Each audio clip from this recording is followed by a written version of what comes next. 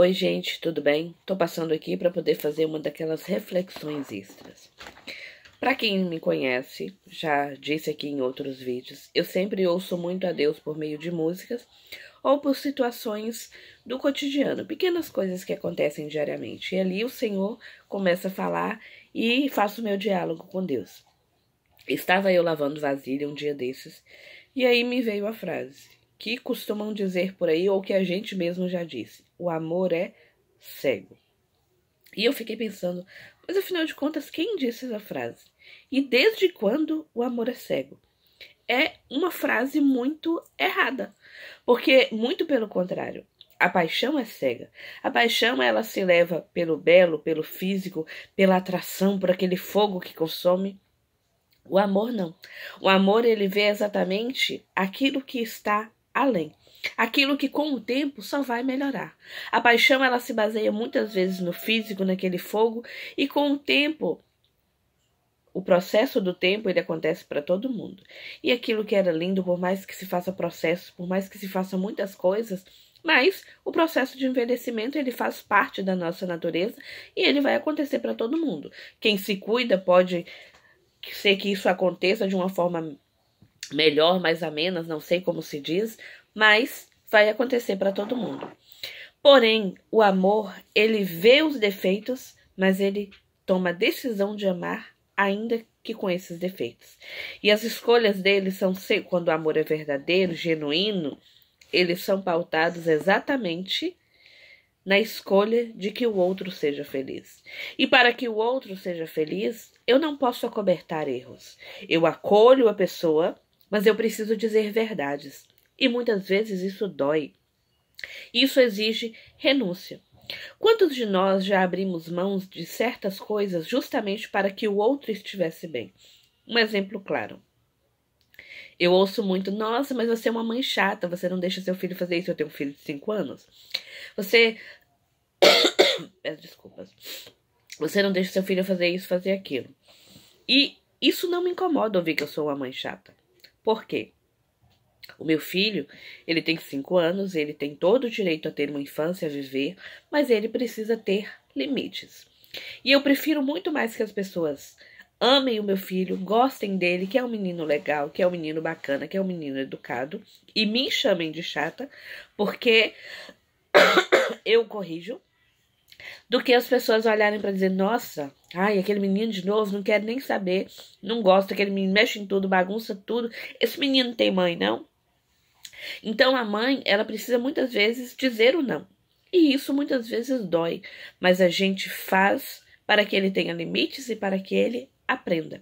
E que futuramente, quando ele não tiver a mãe para defendê-lo, quando ele não estiver sob o olhar da mãe, ele tenha tido lições, ele tenha uma bagagem que o tenha ensinado a viver.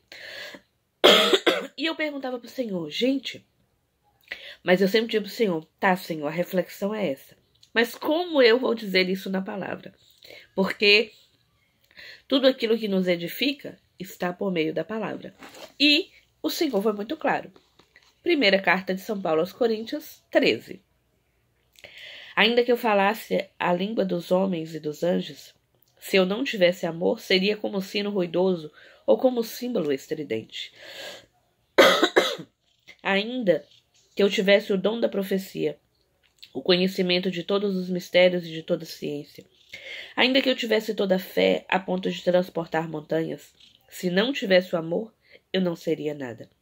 Ainda que eu distribuísse todos os meus bens aos famintos, ainda que entregasse o meu corpo às chamas, se não tivesse o amor, nada disso adiantaria. O amor é paciente, o amor é prestativo, não é invejoso, não se ostenta, não se incha de orgulho, nada faz de inconveniente, não procura seu próprio interesse, não se irrita, não guarda rancor, não se alegra com a injustiça, mas se regozija com a verdade. Tudo desculpa, tudo crê, tudo espera, tudo suporta. O amor jamais passará. As profecias desaparecerão, as línguas cessarão, a ciência também desaparecerá, pois o nosso conhecimento é limitado, limitada também a nossa profecia. Mas quando vier a perfeição, desaparecerá o que é limitado. Quando eu era criança, falava como criança, pensava como criança, raciocinava como criança. Depois que me tornei adulto, deixei de Deixei o que era próprio de criança. Agora vemos como um espelho e de maneira confusa, mas depois veremos face a face. Agora o meu conhecimento é limitado, mas depois conhecerei como sou conhecido.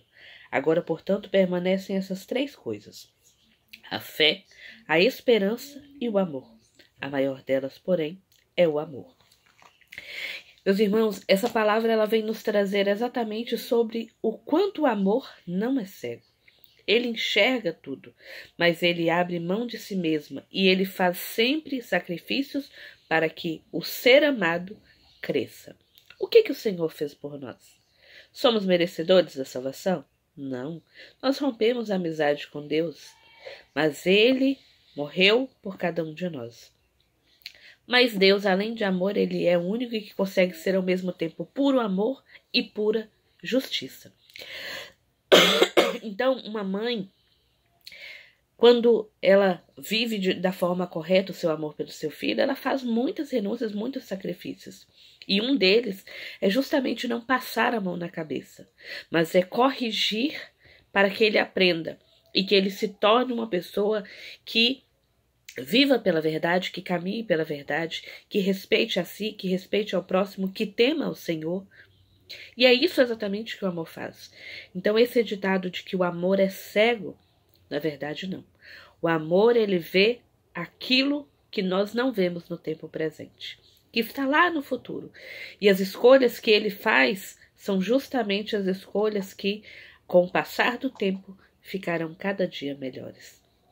Então, que nas nossas relações com os nossos cônjuges, com os nossos pais, com os nossos filhos, com os nossos colegas de trabalho, a gente não seja aquele que fica dizendo sim para tudo, ai que lindo para tudo, quando essa não é a realidade.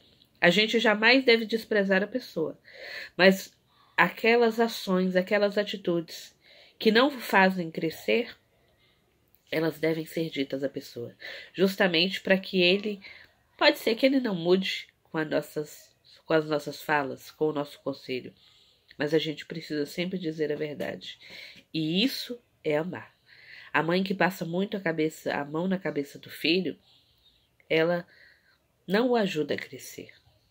Mas quando a gente corrige, mesmo doendo na alma, e aqui eu não estou falando de espancar nada do tipo, tá, gente? Já vou deixar em aberto.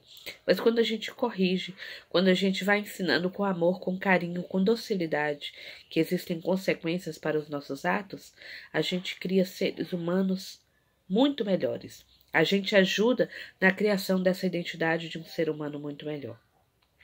Então, que nós amemos a Deus sobre todas as coisas, ao próximo como a nós mesmos.